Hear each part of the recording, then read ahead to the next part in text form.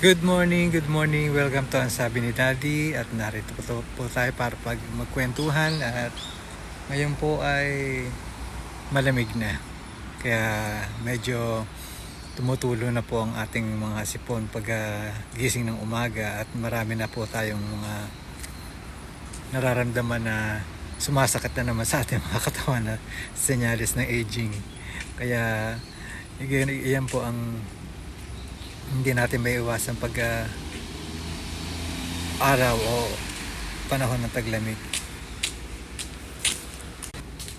Marami po nagkakasakit at marami pong sinasama na pakiramdam.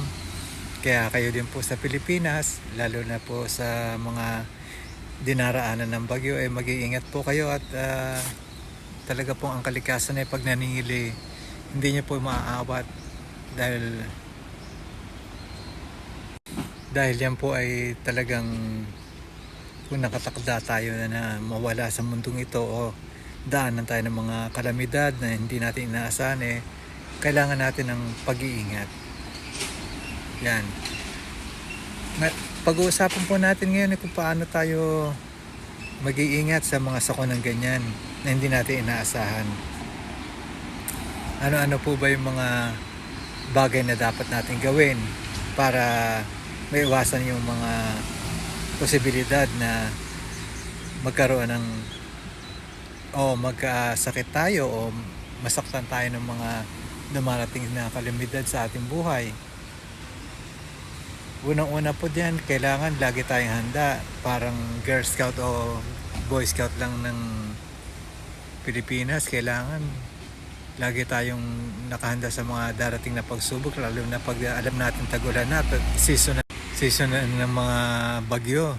Kaya dapat po tayo lagi nakahanda at alam natin ang mga dapat nating dalhin o mga dapat nating i-prepare para magkaroon tayo ng kahit pa paano makaraos tayo sa mga pagsubok na ating dinadaanan. So ano nga ba itong mga to?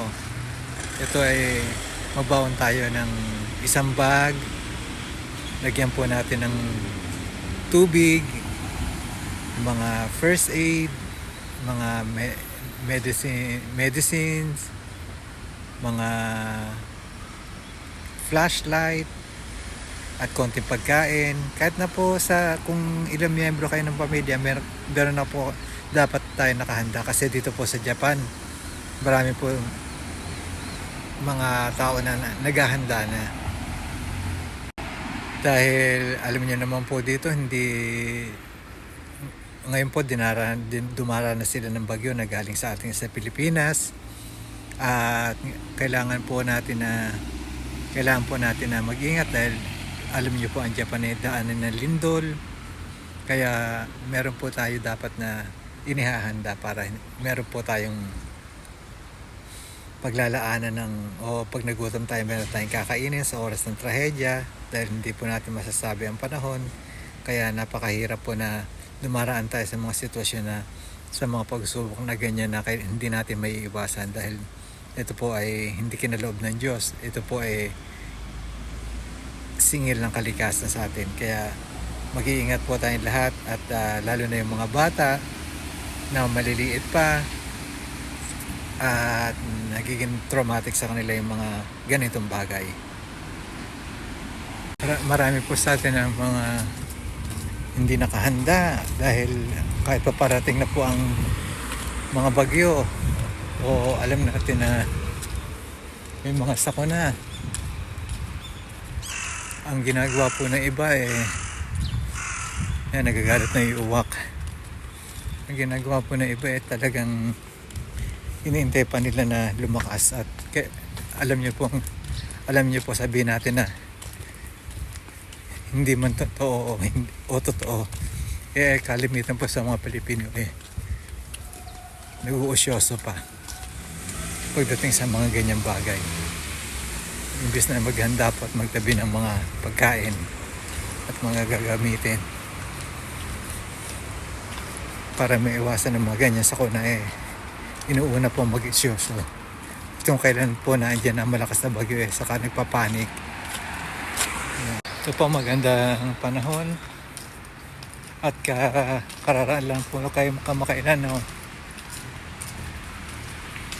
Dumaan ng mga araw na talagang umulan din ang umulan.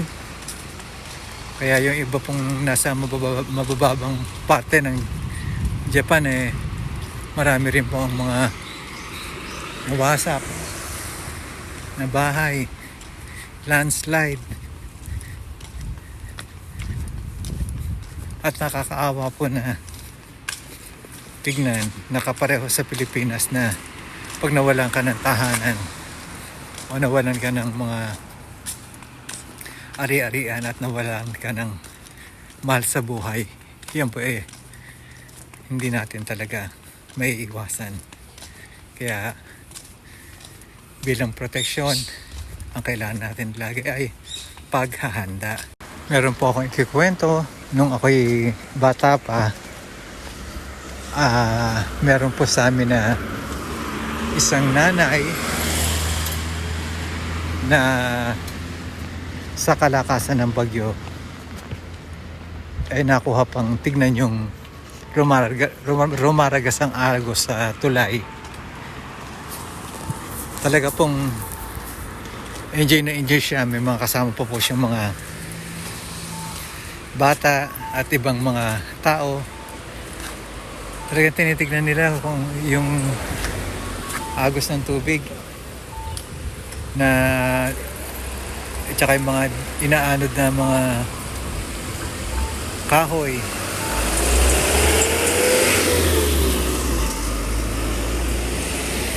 Inaanod na kung ano-ano ng mga bubong ng bahay.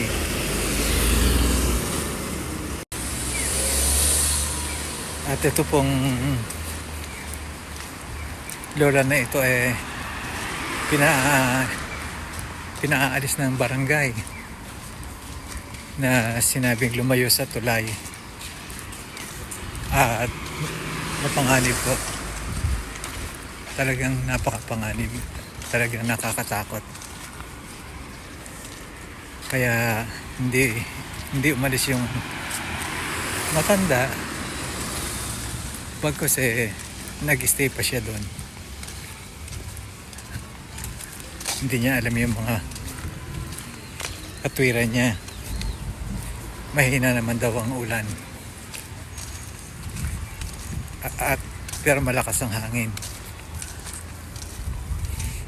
Pero hindi niya natin masasabi ang nangyari. Nagbaligtad.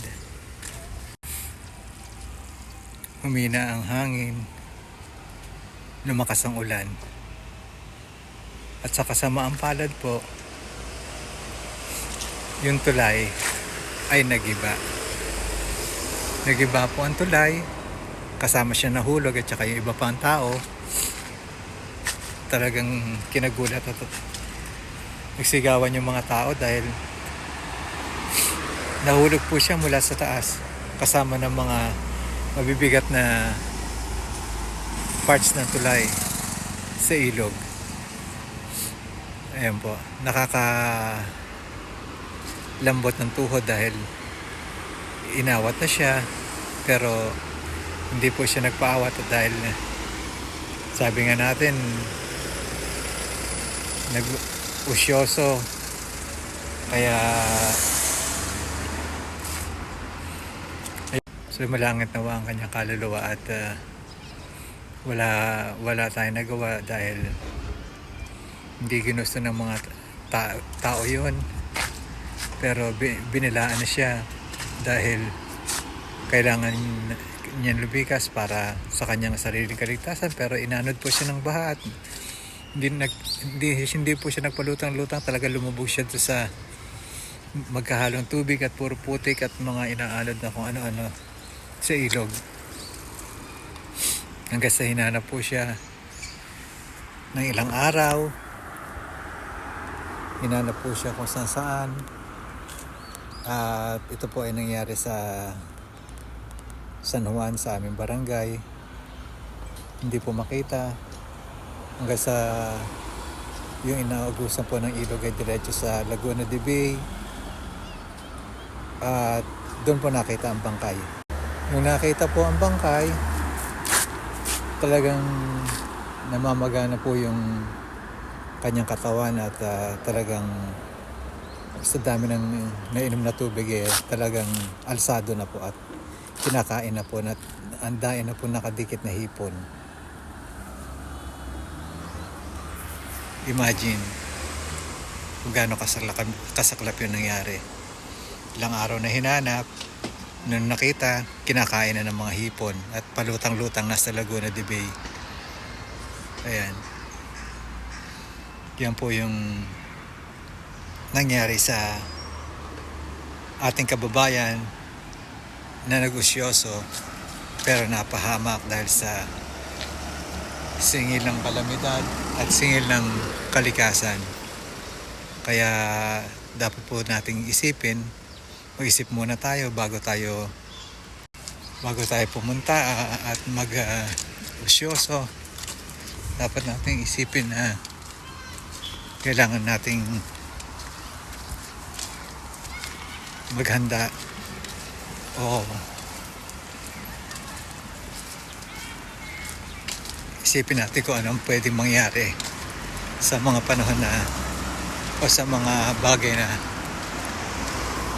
at kapangahasan na ating gagawin para na rin po sa ating kaligtasan. Kaya ang trahedya po ay nasa tabi-tabi lang. Hindi po natin malalaman kung kailan siya darating at any moment pwede kang kunin o pwede kang mamatay para lang sa ating kaligtasan isip-isip din. So that's it mga kaibigan. Paalam na po at uuwi na si Daddy, nakapagpainit na po ako. At sana may natutunan po kayong aral para sa araw na ito at sana maging silbing babala ito sa mga taong mapangahas at hindi nag-iisip bago gumawa ng mga bagay-bagay na hindi naman dapat nating gawin at dapat natin isaalang-alang muna ang ating kaligtasan. Kaya mahirap po na at napakabigat po ng sa kalooban natin kung may mawawala o may masasaktan sa ating pamilya. So hanggang dito na lang po at huwag niyo po kalimutan mag-subscribe. Subscribe naman po kayo, palambing po ng pindot po ng at huwag niyo pong kalimutan mag-like at mag-share at mag-comment. Ito po ang sabi ni Daddy Pebe, isang maliit na YouTuber lang na nagpapaalala sa kwento ng ating mga buhay noon, ngayon at sa kinabukasan. So hanggang sa muli po at paalam, bye bye po, mag-ingat po kayo lagi. Pagdarasal ko po ang inyong kaligtasan at kaligtasan ng ating mga mahal sa buhay. Hanggang sa muli po, bye bye.